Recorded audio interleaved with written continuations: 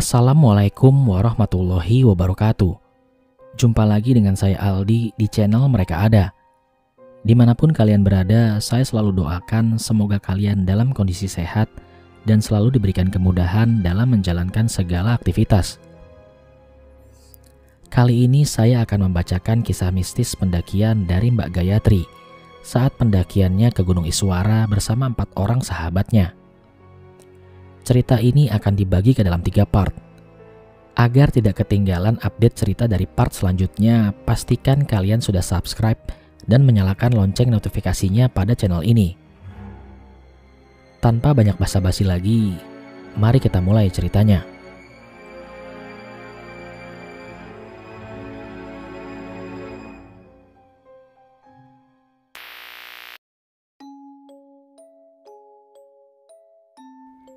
Jika saja mereka setuju tak mendaki ke Gunung Iswara, mungkin saja sekarang mereka ada bersamaku di sini, menikmati jamuan makan siang yang disediakan di rumahku, seraya bersenda gurau.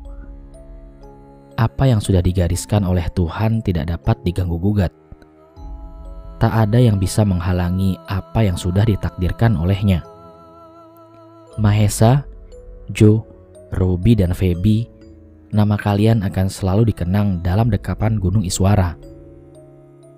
Meskipun terkadung yang namanya pengkhianatan, tapi sudahlah.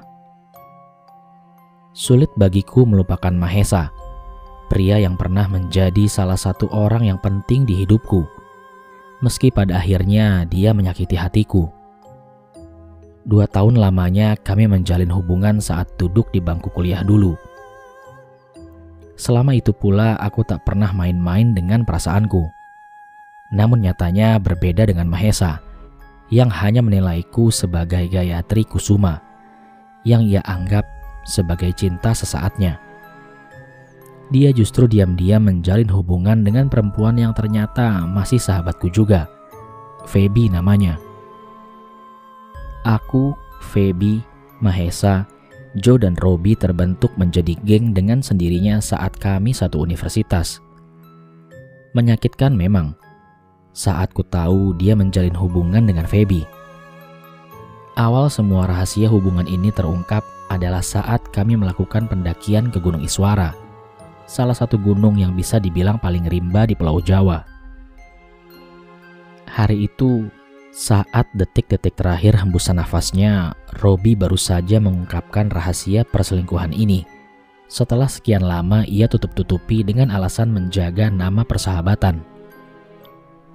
Tragedi Gunung Iswara yang tak akan pernah bisa aku hapus dari ingatanku, bahkan menjadi trauma yang sangat mendalam.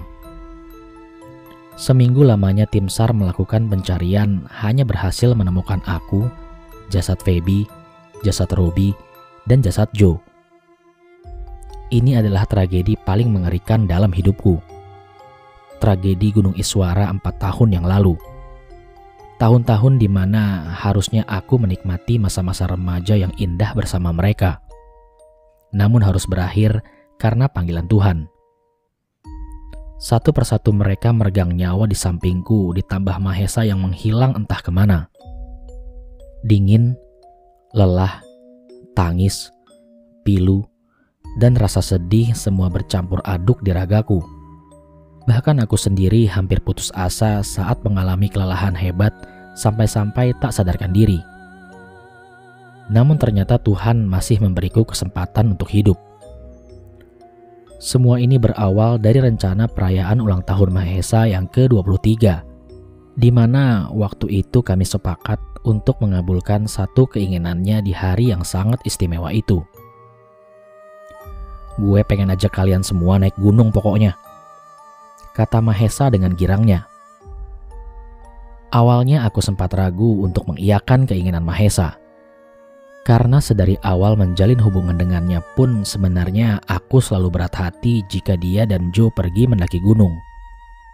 Karena di mataku, mendaki gunung adalah hal yang sangat membahayakan, di mana seseorang bisa saja bertemu hal-hal yang bisa mengancam nyawa. Mengingat posisinya yang berada di tengah hutan belantara. Namun nampaknya Feby dan Robi merasa senang dengan ajakan Mahesa. Wah, boleh banget tuh, Sa. Gue dari dulu sebenarnya penasaran juga kayak apa sih rasanya naik gunung. Pengen jadi adventurer gitu gue, kata Feby. Iya, sama gue juga. Tapi poin utama gue sih cuman pengen ngambil gambar di samudera awan. Biar kayak film 5 cm itu loh, kata Robi dengan semangatnya. Tapi Sa, aku, Feby sama Robi kan belum pernah naik gunung. Nanti... Udah, tenang aja. Kan ada aku sama Joe. Yang penting adalah persiapan fisik kalian harus matang ya. Mulai sering olahraga seminggu ini. Untuk barang-barang apa aja yang perlu dibawa, nanti aku sama Joe buat daftarnya dulu, kata Mahesa memotong ucapanku. Siap, 86, timpal Feby dengan semangat. Ngomong-ngomong, mau bawa tenda berapa kita, Sa? Tanya Joe. Kita kan cuma berlima. Satu tenda aja sih cukup harusnya. Lagian setahu gua lahan tenda di puncak Iswara kan agak sempit. Hah? Lu serius mau ajak kita ke Gunung Iswara? Itu gunung masih rimba banget, Sa. Masih jarang pendaki, kata Joe dengan mata terbelalak. Ya justru itu, Joe. Biar lebih kerasa petualangannya. Enakan sepi, Joe, kalau naik gunung tuh. Lu rame-rame sama aja kayak di pasar.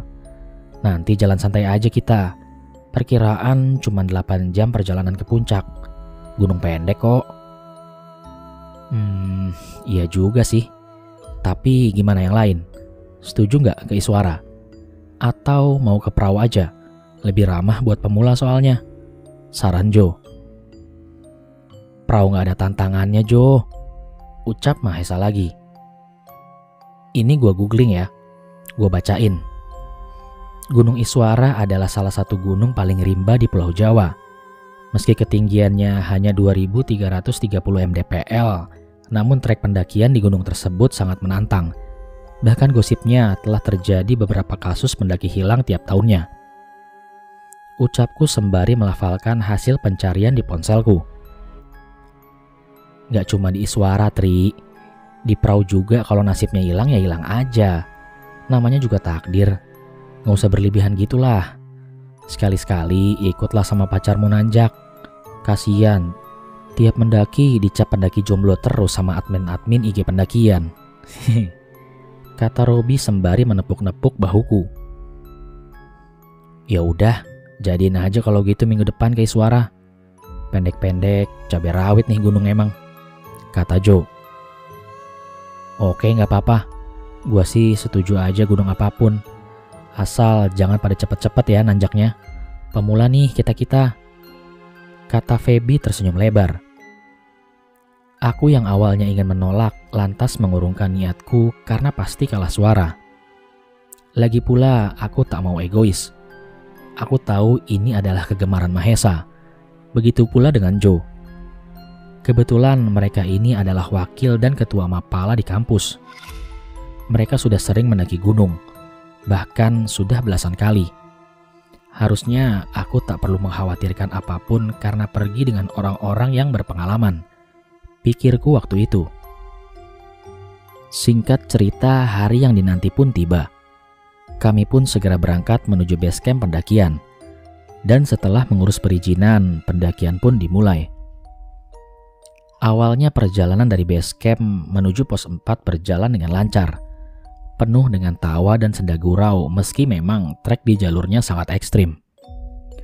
Namun bonusnya adalah perjalanan dari base camp menuju pos 1 yang dimana mata kami dimanjakan dengan pemandangan kebun sawi warga sekitar yang sangat membentang luas.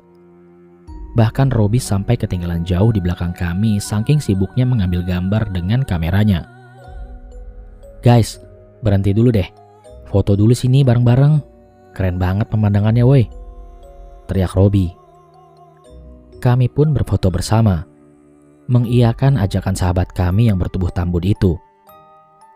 Aku ingat betul, di sini Robi tak lupa memfoto diriku dengan Mahesa seraya berkata, "Sini, foto prewed dulu kalian berdua." Waktu itu aku dan Mahesa hanya tertawa kecil menanggapinya. Padahal dalam hati aku mengamini gurauan Robi agar menjadi nyata. Namun faktanya kini semua hanya tinggal mimpi. Tinggal kenangan pahit. Tak kusangka foto kebersamaan kami di sini menjadi foto yang takkan pernah bisa terulang lagi. Semua dimulai saat kami berjalan dari pos istirahat 4 menuju puncak Iswara. Sedari awal kami memang sudah mengatur formasi urutan berjalan, dengan posisi Mahesa yang paling depan sebagai leader, dan aku tepat di belakangnya. Disusul dengan posisi Feby di belakangku, sedangkan Robi dan Joe berada di posisi paling belakang sebagai sweeper, karena Joe sendiri sudah terbiasa dengan posisi ini. Di sini harusnya tinggal beberapa meter lagi kami menggapai puncak, namun nampaknya Iswara takkan pernah mengizinkan kami untuk ke sana. Kami menemukan 2 cabangan jalur yang dimana keduanya memiliki tanda pita merah. Kami bingung harus pilih jalur yang mana, karena setiap menemui percabangan kami memang selalu memilih jalur yang terdapat pita merah di pohonnya, sesuai dengan pesan yang diberitahukan oleh pihak base camp. Sama-sama ada pita yang diikat di pohonnya nih. Mungkin maksudnya 2 jalur ini sama aja kali ya. Kita cuma tinggal pilih mau yang mana, kata Mahesa seraya mengerutkan dahi, seakan kurang yakin dengan ucapannya sendiri. Memandangi kami yang ikut kebingungan juga satu persatu. Aku pun mencoba berpikir sama seperti Mahesa. Begitupun dengan yang lainnya. Sampai akhirnya kami memutuskan memilih jalur sebelah kanan karena terlihat lebih tinggi, seperti yang disarankan oleh Mahesa. Aku pikir semua akan aman-aman saja selagi ada Mahesa dan Joe. Bagiku, saran Mahesa sudah tepat, terlebih dia sudah sering menjadi guide dalam kelompok pendakian. Namun kini aku menyesalkan semuanya. Kenapa saat itu aku tak berpikir kritis mengenai masalah ini sebagaimana aku memikirkan hal-hal yang menakutkan di gunung sebelumnya. Sehingga membuat kami terlalu cepat mengambil keputusan. Padahal ada banyak alasan lain kenapa jalur itu sama-sama memiliki pita. Bisa saja ada orang lain yang iseng mengikatkan pita di salah satu cabang jalur, atau mungkin salah satunya jalur yang tak terpakai lagi. Dan benar saja, kami salah jalur.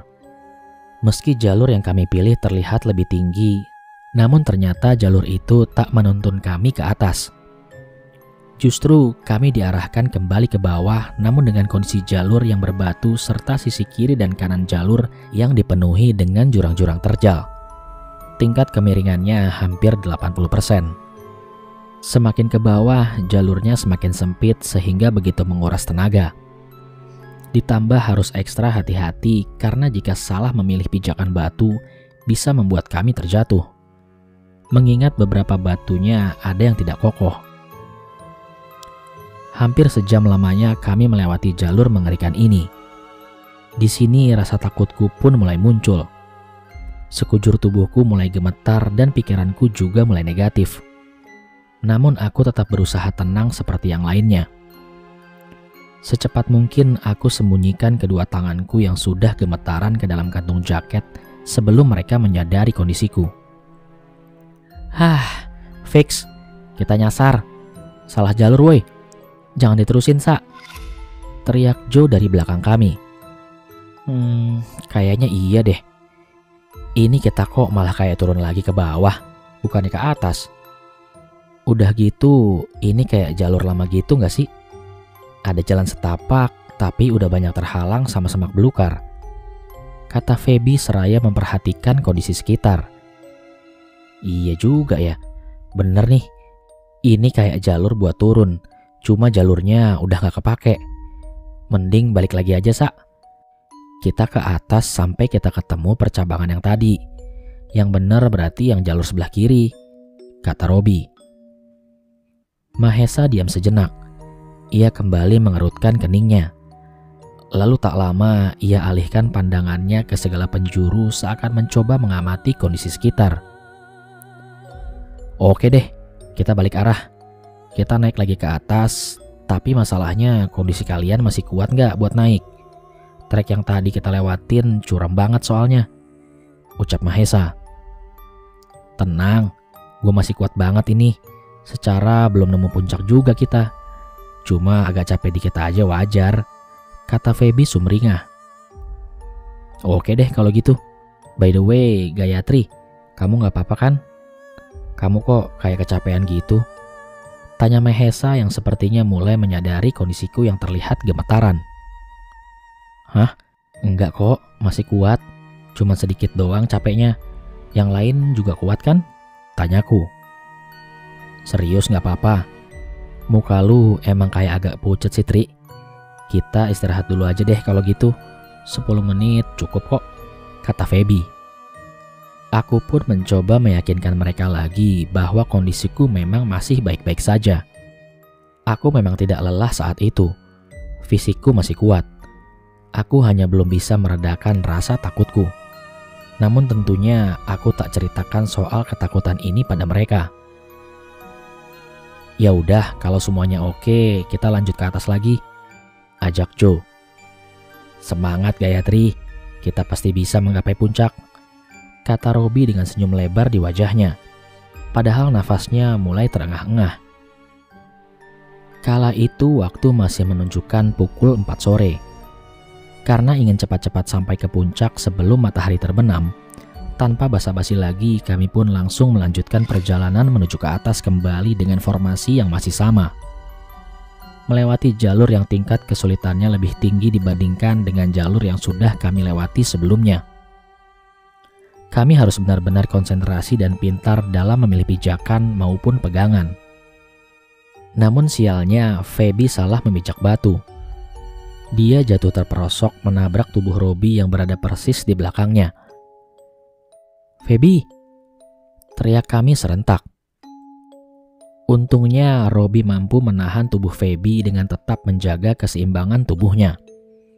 Jika tidak seimbang, mereka berdua bisa saja jatuh ke jurang yang ada di sisi kiri dan ikut jatuh bersama batu yang dipijak oleh Feby. Di sini aku perhatikan raut wajah Mahesa kala itu adalah raut wajah yang paling cemas di antara kami, tak kalah melihat Feby terjatuh. Raut kecemasan yang bahkan tak pernah kulihat sebelumnya. Kaki kanan Feby sobek woi, teriak Robi seraya membopong tubuh Feby, membawanya turun ke tempat yang lebih landai. Aku dan Mahesa dengan sigap turun ke bawah lagi, sedangkan Feby terus mengerang kesakitan sembari terus memegangi kaki kanannya yang sobek akibat terkena ujung batu yang tajam. Kulihat robeknya cukup panjang, hampir 10 cm. Sialnya lagi, Feby tak mengenakan celana panjang saat itu. Lalu tak lama, Joe yang berada di belakang Robi mengeluarkan satu gulungan kasa dari dalam tas kerilnya dan menyerahkan kepada Robi. Cepat balut lukanya dulu, Rob, perintah Joe. Setelah berhasil menemukan lahan yang cukup landai, kami pun akhirnya memutuskan untuk bermalam dahulu di jalur, mengingat kondisi Feby yang tak memungkinkan. Meski awalnya Feby tetap bersikukuh ingin melanjutkan perjalanan. Lagi pula saat itu jam sudah menunjukkan pukul 5:30 sore. Kondisi jalur perlahan mulai menggelap.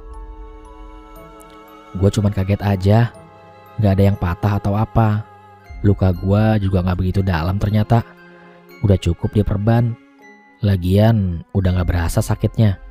Seriusan gue, kata Feby yang coba meyakinkan kami akan kondisinya. Jangan gitu, badan lu hampir jatuh Feb tadi kalau gak ketahan sama Robi. Istirahatin aja dulu, puncak gak bakal kemana-mana kok. Bujuk Mahesa seraya mengencangkan kembali ikatan kasa di kaki Feby. Ini minum dulu, ujar Mahesa sembari menyodorkan botol minumnya kepada Feby. Seraya mencoba menggantikan posisi Robi yang tengah sibuk membalut kaki Feby. Sini gua aja yang balut kakinya, lu bantu Joe bikin tenda aja, perintah Mahesa. Oh iya Feb, carrier lu di packing ulang aja, biar gak keberatan. Logistik sama yang lainnya yang bikin berat biar gua aja yang bawa. Kayak baju lu bawa berapa sih? Gua cuman bawa 1 setel doang sih, tapi tebal-tebal bahannya, takut kedinginan gue. Ya udah, masukin aja ke carrier gua kalau gitu, ucap Mahesa. Jujur kukatakan aku sangat cemburu melihat kejadian ini. Entah mengapa aku merasa perhatian Mahesa terhadap Feby begitu berbeda. Apa sebenarnya dia menyukai Feby? Aku sebagai kekasihnya bisa membedakan tiap detail perhatiannya. Wajar jika aku sedikit cemburu akan hal ini. Namun karena asas persahabatan, aku pun mencoba menghilangkan kecurigaanku pada Mahesa. Dan nampaknya Robi sadar kalau aku sedang cemburu. Saat aku mencoba mengalihkan pandanganku ke arah Robi dan Joe yang tengah sibuk mendirikan tenda, tak sengaja aku melihat Robi yang ternyata sedang menatapku dengan tatapan iba. Hanya sekilas memang, sebelum akhirnya Robi menatap ke sembarang arah dan berlagak sibuk kembali. Sampai akhirnya malam pun tiba, menyapa dengan cuacanya yang cukup dingin hingga membuatku tak bisa tidur nyenyak. Sangat berbeda dengan mereka yang terlihat sangat lelap. Kulihat jam di tanganku menunjukkan pukul 1 pagi. Pantas saja, cuacanya membuatku yang kurang kebal akan dingin menjadi menggigil sejadinya. Segera saja aku bongkar tas kerilku demi mengambil sehelai selimut yang sengaja aku bawa dari rumah. Namun belum juga aku berhasil mengeluarkannya dari dalam tas, isak tangis Robi mengalihkan perhatianku. Robi, panggilku seraya menggoyang-goyangkan tubuh Robi yang masih dalam keadaan tidur. Aku merasa ia sedang mimpi buruk meski isak tangisnya terdengar kecil. Rob, bangun Rob, kataku sembari berusaha membangunkannya kembali. Dan tak lama ia pun terbangun namun masih diiringi dengan isak tangis. Lu kenapa Rob? Aku terheran-heran. Robi tak langsung menjawab. Ia masih saja menangis bahkan sampai termenung selama beberapa detik. Gua mimpi buruk tentang kita semua, Tri. Jawabnya seraya mencoba mengusap air matanya. Menatapku dengan mata yang sedikit sebam. Hah?